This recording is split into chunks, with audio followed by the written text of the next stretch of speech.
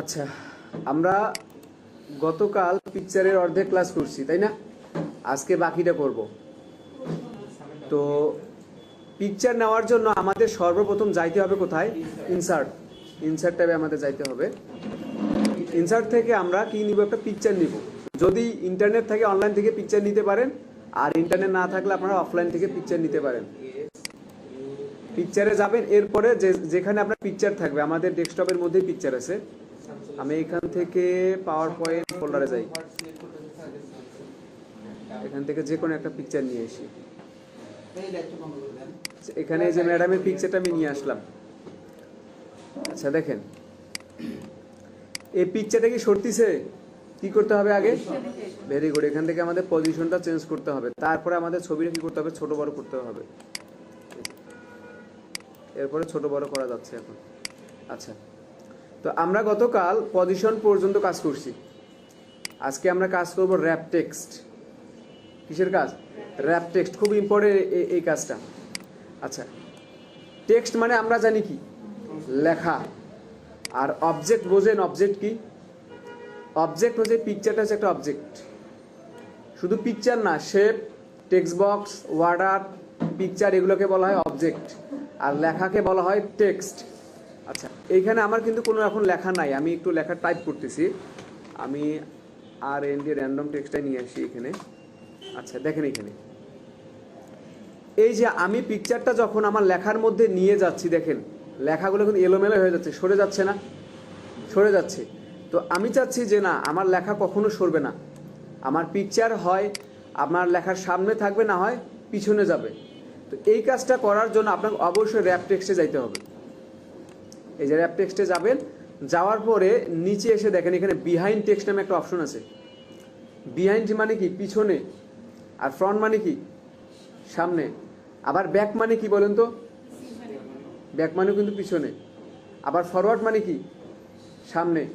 মানে একই আপনার মানে বাংলার অনেকগুলো ইংরেজি অর্থ থাকে, এগুলো আপনাদের জানতে হবে। আমি যখন ইন ফ্রন্ট অফ টেক্সটে ক্লিক করব, তখন দেখেন আমার লেখার সামনে পিকচারটা চলে আসছে। এখন যদি আমি পিকচারটা মুভ করি, দেখেন লেখার কি কোনো সমস্যা হচ্ছে? নাই। আবার যদি আমি এখান থেকে থ্র করে দেই, এই দেখেন আবার লেখাগুলো দেখেন এলোমেলো হয়ে যাচ্ছে। আবার আমি যখন এখান থেকে বিহাইন্ড টেক্সট করে দিব, এই দেখেন পিছনে চলে গেছে। গেছে না? লেখার পিছনে গেছে। এটাকে যদি আমি আরো ছোট করে দিই, এই দেখেন আমি ছোট করতেছি। ছবিটাকে সিলেক্ট করা যায়? আর কিছুক্ষণ আগে কিন্তু সিলেক্ট করা গেছিল। এখন দেখেন ছবিটা সিলেক্ট করা যাচ্ছে না। আমি একটু মুভ করব, করা যাচ্ছে কি? আপনি এখান থেকে করতে পারবেন না, আর সিলেক্ট করতেই পারবেন না। এটা অন্য একটা পদ্ধতি আছে, সেটা হচ্ছে কি, এই অবজেক্টটাকে সিলেক্ট করার জন্য আপনাকে এখন হোমে যাইতে হবে।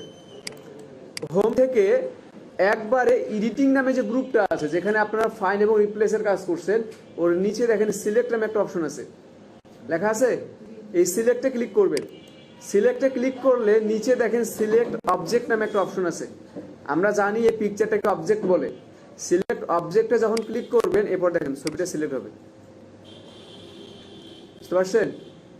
বুঝা যায়? এখন আমার লেখাটার দরকার নেই, আমি লেখাটাকে ডিলিট করে দিব, বা ছবিটাকে আমি ডিলিট করে দিলাম। এখানে লেখাগুলো ডিলিট করে দিলাম। মূলত র্যাপ টেক্সটের কাজটা দেখার জন্য আমি ছবি আর লেখাটা নিয়ে আসলাম। আমি এখানে আরেকটা ছবি নিয়ে আসি। আচ্ছা, প্রথমে আগে পজিশনটা চেঞ্জ করে নিই, এরপর এটাকে ছোট করে দিই। আচ্ছা, এই ছবিকে কিন্তু অবজেক্টকে ডুপ্লিকেট করা যায়। কালকে বলছিলাম, কোনো অবজেক্টকে ডুপ্লিকেট করার কিবোর্ড কমান্ড হচ্ছে Ctrl+D। Ctrl+D। এই যে বলগুলোতে বা এইখানে একটা ক্লিক করবেন, ক্লিক করে কিবোর্ড থেকে কন্ট্রোল চেপে ডি প্রেস করবেন। কন্ট্রোল চেপে ধরতে হবে, কন্ট্রোল চেপে ডি দেন, আরেকটা ছবি আসছে ওইরকম। আবার কন্ট্রোল চেপে ডি দেন, আরেকটা আসবে। বুঝতে পারছেন? আবার ডিলিট করার জন্য এখানে ক্লিক করেন, বলগুলোতে ডিলিট দেন, বা ব্যাক স্পেস দিলেও কি হয়ে যাবে? ডিলিট হয়ে যাবে। Ctrl+D দিলেও এটা ডুপ্লিকেট করা যায়। আরেকটা পদ্ধতি হচ্ছে, দেখেন আমার মাউসের পয়েন্টার একটু দেখেন। এখন যখন আমি কন্ট্রোলটা চেপে ধরবো, পয়েন্টার চেঞ্জ হইলো। দেখেন পয়েন্টার দেখেন এরকম আছে না এখন? এবার কন্ট্রোল চেপে ধরেন, প্লাস চিহ্ন আসছে না? টান মারেন, আরেকটা ছবি বের হবে। বুঝতে পারছেন? আবার কন্ট্রোল চেপে টান মারেন, দেখেন আরেকটা ছবি বাইর হবে। কন্ট্রোল ডি দিলেও আপনি ডুপ্লিকেট করতে পারবেন, আবার কন্ট্রোল চেপে ধরে টান মারলেও আরেকটা ডুপ্লিকেট ছবি বের হয়ে আসবে। বুঝতে পারছেন? আচ্ছা, এই দুইটা ছবি কিন্তু একই রকম, তাই না? আচ্ছা, ছবির কি কালার চেঞ্জ করা যাবে? কোথা থেকে করব? এই যে কালার, এখান থেকে আমি কালারটা চেঞ্জ করে দিলাম। কারেকশনও আমি দিতে পারি এখান থেকে, আবার ইফেক্টও আমি দিতে পারি। কালারটা হচ্ছে কালার রং, আর কারেকশনটা হচ্ছে আপনার ব্রাইটনেস। এটা হচ্ছে ব্রাইটনেস, এটাকে আমি রিসেট পিকচার করে দিই। এই দেখেন, দেখেন ছবিটা কোনো বোঝা যায়? যখন একটা রোদ বেশি পড়ে যায়, লাইট বেশি লাগে, তখন এরকম হয়ে যায়। আর যখন আমি এখান থেকে এইদিকে যাবো, ডার্কে যাবো, তখন এই দেখেন কালো চলে আসছে। বুঝতে পারছেন? আচ্ছা, কালারটা আমি একটু চেঞ্জ করি। আচ্ছা, এখন ছবি কয়টা? দুইটা। দুইটাই একই ছবি, কিন্তু একটু পার্থক্য কালারের কারণে। আচ্ছা, এখন বলেন তো কোন ছবিটা সামনে আছে? এটা সামনে, এটা পিছনে। এখন আমি চাচ্ছি এই ছবিটাকে পিছনে নিয়ে যাব, আর ওটা সামনে আসবে। তাহলে কি করবেন? এইখানে ব্রিং ফরওয়ার্ড ব্যাকওয়ার্ড অপশন আছে। যেই ছবিটাকে আপনি সামনে বা পিছনে রাখবেন, ওই ছবিটাকে ক্লিক করবেন। ক্লিক করে ব্রিং ফরওয়ার্ডে যখন ক্লিক করবেন, সামনে আসবে। এই ছবিটা আমার অলরেডি সামনে আসেই, আমি ব্যাক দিব, দেখেন পিছনে চলে গেছে, গেছে না? আবার এই ছবিতে ক্লিক করে আমি যে ফরওয়ার্ড দিই, দেখেন সামনে আসছে। আবার এই ছবিতে ক্লিক করলাম, যদি আমি ফরওয়ার্ড দিই, দেখেন সামনে আসছে। ব্যাক দিলে কি হবে? পিছনে যাবে। বুঝতে পারছেন? এই ছবিগুলোকে আমি চাচ্ছি কি করবো? গ্রুপ করব। গ্রুপ মানে একসাথে করা। ভিডিও তো আলাদা আলাদা হয়ে আছে না? আপনি যে কোনো অবস্থানে আপনি গ্রুপ করতে পারেন। আমি এরকম করে গ্রুপ করতে পারেন, এরকম করে গ্রুপ করতে পারেন, এরকম করে গ্রুপ করতে পারেন। আমি দুইটা ছবি এভাবে রাখলাম। প্রথম ছবিটাকে আমি সিলেক্ট করলাম, এরপরে শিফট চেপে ধরবেন। শিফট চেপে ধরে কিবোর্ডের মধ্যে শিফট চেপে ধরে পরের ছবিটাকে ক্লিক করবেন। দেখেন দুইটা ছবি আমার কি হয়ে গেল? সিলেক্ট হয়ে গেল। এরপরে এইখানে গ্রুপ অপশন আছে, দেখেন এই যে গ্রুপ অপশন, গ্রুপ আছে, এখানে ক্লিক করেন, দেখেন দুইটা ছবি এখন এক হয়ে গেছে। আবার এই ছবিটাকে যদি আপনি আনগ্রুপ করতে চান, এইখান থেকে আপনি আনগ্রুপে ক্লিক করবেন, এই দেখেন আনগ্রুপ হয়ে গেছে। এইভাবে রাখেন। প্রথম ছবিটাকে সিলেক্ট, তারপরে ছবিটাকে সিলেক্ট করেন, এখান থেকে গ্রুপ করেন, এই দেখুন। বুঝতে পারছেন? আবার এখান থেকে আমি আনগ্রুপ করলাম, এটা ডিলিট করে দিলাম। হ্যাঁ, আচ্ছা, এখন ছবি আছে কয়টা এখানে? আচ্ছা, এরপরে হচ্ছে অ্যালাইন, এটা খুব ইম্পর্টেন্ট। আচ্ছা, আমার ছবিটা কিন্তু এই ঠিক এইখানে আছে, এইখানে আছে, তাই না? আচ্ছা, একটু অ্যালাইনে যাই। আচ্ছা, যদি আমি অ্যালাইন লেফট করে দিই, তাহলে আমার ছবিটা বাম পাশে থাকবে, বাম পাশে গেছে। যদি আমি এখান থেকে অ্যালাইন রাইট করে দেই, আমার ছবিটা ঠিক ওই অবস্থানের, আমার ছবিটা ঠিক ওই অবস্থানে ডান দিকে যাবে।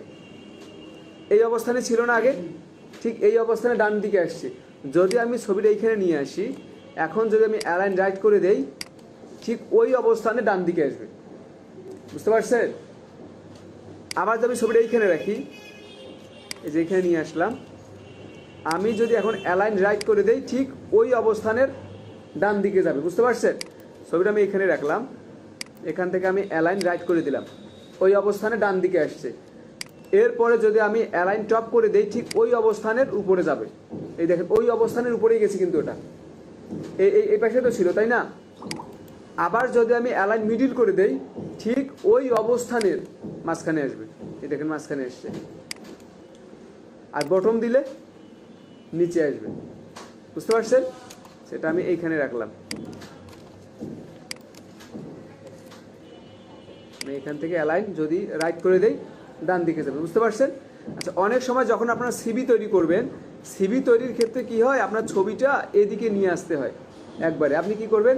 আপনি ডিরেক্ট পজিশনে যাবেন, এখান থেকে দেখেন এখানে যদি ক্লিক করেন, একবার ওইদিকে চলে যাবে ছবিটা। আর সিভিতে এরকম ছবি থাকে না, ছোটো টাইপের থাকে, ওটা আমি দেখাচ্ছি কীভাবে করবেন। আচ্ছা, এরপরে হচ্ছে রোটেট। রোটেটের মাধ্যমে কি করা হয়? ছবিটাকে ঘুরানো হয়। আপনি এটা দিয়েও রোটেট করতে পারবেন, এরকম করে রোটেট করা যাবে, কিন্তু এভাবে করলে সমান নাও হতে পারে। তাহলে কি করবেন? আপনি রোটেটে গিয়ে যদি রোটের রাইট 90 ডিগ্রি দেন, এই দেখেন ডান দিকে 90 ডিগ্রি ঘুরছে। যদি আপনি এখান থেকে লেফট দেন, তাহলে এই পাশে 90 ডিগ্রি থাকবে। আবার আপনি যদি এটাকে ফ্লিপ ভার্টিক্যাল দেন ভার্টিক্যাল থাকবে, যদি ফ্লিপ হরিজন্টাল দেন হরিজন্টাল আকারে থাকবে। এটা আপনার যেরকম প্রয়োজন আপনি সেরকম করে নিতে পারেন, বুঝতে পারছেন? এরপরে হচ্ছে এখানে আছে ক্রপ। ক্রপের কাজ হচ্ছে একটা ছবির বা একটা অবজেক্টের অপ্রয়োজনীয় অংশ কেটে ফেলা। এখন আপনি ছবি একটা তুলছেন, ছবির সাথে একটা গাছও চলে আসছে, কারণ গাছটা সহ কি আপনি ছবি জমা দিবেন? শুধু আপনার ছবিটাই তো লাগবে, তাই না? কি করবেন, এই যে ক্রপে ক্লিক করবেন, দেখেন ক্রপ চতুর্পাশে চলে আসছে। আপনি এখান থেকে এরকম করে ছোট করে নেন,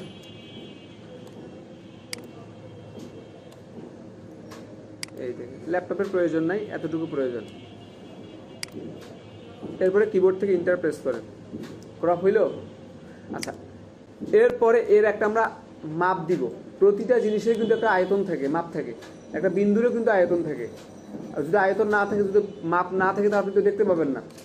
এই ছবিটার মাপ হচ্ছে, দেখেন এর হাইট হচ্ছে 1.38 ইঞ্চি, আর উইথ মানে চওড়াটা হচ্ছে 1.12 ইঞ্চি।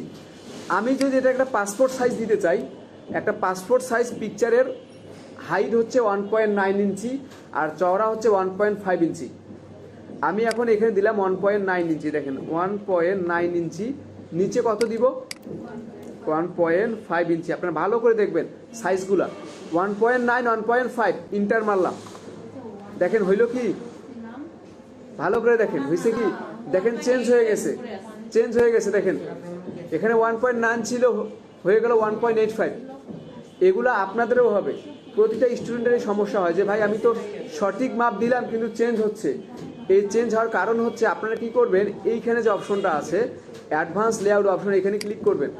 করার পরে দেখেন এখানে লক অ্যাসপেক্ট রেশিও নামে একটা চিহ্নতে টিক দেওয়া আছে। এই দুইটা টিক আপনারা তুলে দিবেন, এখান থেকে তুলে দিছেন।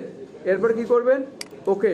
তারপর আপনি এখান থেকে 1.9 দেন, এরপর ইন্টার মারেন। এই যে দেখেন, এখন দেখেন হয়ে গেছে, বুঝতে পারছেন? আরও যদি বলে আপনার আরও কম সাইজ, তাহলে আরও কম সাইজ করবেন। এটা যে স্টাইল করার প্রয়োজনে আপনি এখান থেকে যে ফ্রেম আকারে করে নিয়ে আপনি এখানে রাখতে পারেন, বুঝতে পারছেন? এভাবে রেখে দিবেন বা আরও ছোট করেন, এভাবে করতে পারেন। যত স্টাইল আছে, যে যে স্টাইলগুলো আপনার কালকে করছেন সব করতে পারবেন, বুঝতে পারছেন? হ্যাঁ, স্টাম্প। স্টাম্পটা হচ্ছে, দেখেন স্টাম্প হচ্ছে, ভালো কথা মনে করে দিচ্ছেন, স্টাম্পটা হচ্ছে আপনার হাইট হবে 1 ইঞ্চি আর চওড়াটা হবে 0.8 ইঞ্চি। এটা হচ্ছে কি স্টাম্প, বুঝতে পারছেন? তাহলে পাসপোর্ট হচ্ছে 1.9, হাইট হচ্ছে 1.9, চওড়া হচ্ছে 1.5, আর যেটা আপনার স্টাম্প এটা হচ্ছে আপনার 1 হাইট আর এটা হচ্ছে কি 0.8 ইঞ্চি, বুঝতে পারছেন?